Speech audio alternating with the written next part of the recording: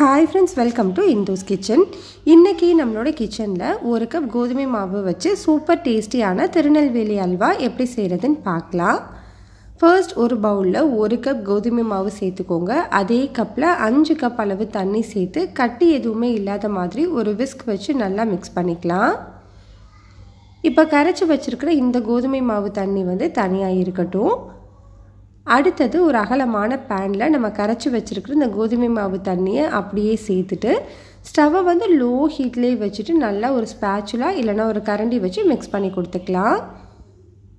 நீங்கள் சேர்த்து கலந்ததுக்கப்புறமா ஒரு 3-4 நிமிஷத்துலேயே திக்காக ஆரம்பிக்கும். கையெடுக்காமல் கலந்து கொடுக்கணும். அப்போது தான் நம்மளுக்கு கட்டி எதுவும் படாது. பாருங்கள், லைட்டாக திக்காக இருக்குது. ஒரு 7-8 நிமிஷத்துலேயே பார்த்தீங்கன்னா இந்த மாதிரி நல்லா திக்காக ஆரம்பிக்கும். இந்த மாதிரி மாவு எல்லாமே நல்லா ஒன்று சேர்ந்து இந்த மாதிரி நல்ல ஒரு கன்சிஸ்டன்சிக்கு வரும்போது இது கூட நம்ம சர்க்கரை சேர்த்துக்கணும். நீங்கள் எந்த கப்பில் ஒரு கப் கோதுமை மாவு எடுத்தீங்களோ அதே கப்பில் ஒரு கப் சர்க்கரை சேர்த்து இது நல்லா கரையிற வரைக்கும் மிக்ஸ் பண்ணி விட்டுக்கோங்க. ஸ்டவ்வை வந்து லோ ஹீட்லேயே தான் வச்சு மிக்ஸ் பண்ணி கொடுத்துக்கணும்.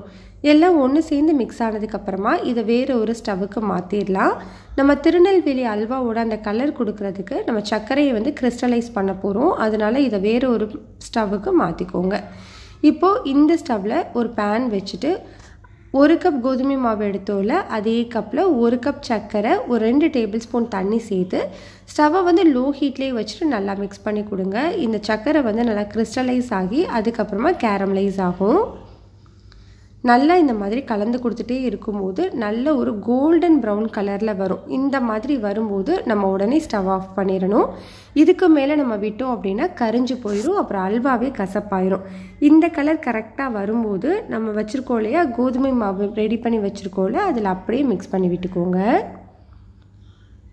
இப்போது சேர்த்த உடனே ஒரு ஸ்பேச்சுலா வச்சு நல்லா ஈவனாக மிக்ஸ் பண்ணி கொடுத்துக்கோங்க. அப்போ தான் கலர் ஈவனாக கிடைக்கும். பாருங்கள், நம்மளுக்கு கலர் வந்து நேச்சுரலாக திருநெல்வேலி அல்வா கலர் கிடச்சிருக்கு.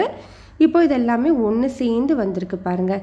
இந்த டைமில் நம்ம எந்த கப்பில் ஒரு கப் அளவு கோதுமை மாவு எடுத்தோமோ அதே கப்பில் ஒரு கப் நெய் சேர்த்துக்கணும். நெய் வந்து ஒரே நேரத்தில் மொத்தமாக சேர்த்துடாமல் கொஞ்சம் கொஞ்சமாக சேர்த்து மிக்ஸ் பண்ணிக்கோங்க. சப்போஸ் உங்களுக்கு வந்து இனிப்பு பத்தாமல் இருந்தது அப்படின்னா நீங்கள் வந்து சர்க்கரை வந்து இந்த ஸ்டேஜில் ஆட் பண்ணிக்கலாம். நான் வந்து பத்தாமல் இருந்தப்போ ஒரு அரை கப் அளவு ஆட் பண்ணேன். உங்களுக்கு எவ்வளோ தேவையோ அந்த அளவுக்கு நீங்கள் ஆட் பண்ணிக்கலாம். நெய்யை கொஞ்சம் கொஞ்சமாக சேர்த்து நல்லா ஈவனாக மிக்ஸ் பண்ணிக்கோங்க. ஸ்டவ்வை லோ ஹீட்லேயே வச்சு தான் கலந்து கொடுக்கணும். இப்போ பாருங்கள், நம்மளுக்கு பேனில் வந்து கொஞ்சம் கூட ஒட்டாமல் நல்லா ஒன்று சேர்ந்து அல்வா பதம் வந்திருக்கு பாருங்கள். இதுதான் கரெக்டான பதம். ஒரு 2 டேபிள் ஸ்பூன் நெய்யில் கொஞ்சமாக முந்திரியை வறுத்துட்டு சேர்த்துருக்குறேன். இதை சேர்த்து நல்லா ஈவனாக மிக்ஸ் பண்ணிவிட்டு ஸ்டவ் ஆஃப் பண்ணிக்கலாம்.